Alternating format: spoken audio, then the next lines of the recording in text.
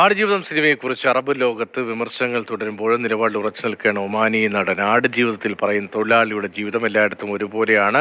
അതേസമയം സമൂഹ മാധ്യമങ്ങളിലെ പ്രചാരണത്തിൽ താൻ ദുഃഖിതനാണെന്നും അൽ ബലൂഷി മസ്കറ്റിൽ പറഞ്ഞു.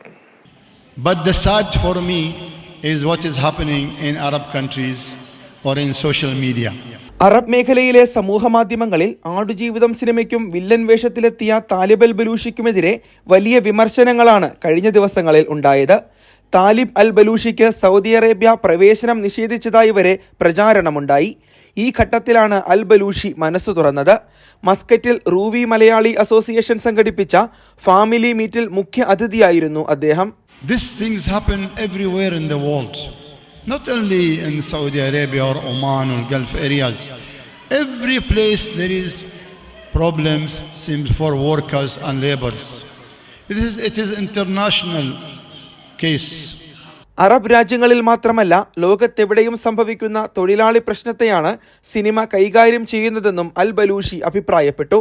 അതേസമയം ചിത്രത്തിൽ അഭിനയിച്ചതിൽ താൻ ഖേദിക്കുന്നുവെന്നും സൗദി സമൂഹത്തോട് മാപ്പ് പറയുന്നുവെന്നും ജോർദാനിയൻ നടൻ ആക്കിഫ് നജം കഴിഞ്ഞ ദിവസം പറഞ്ഞിരുന്നു.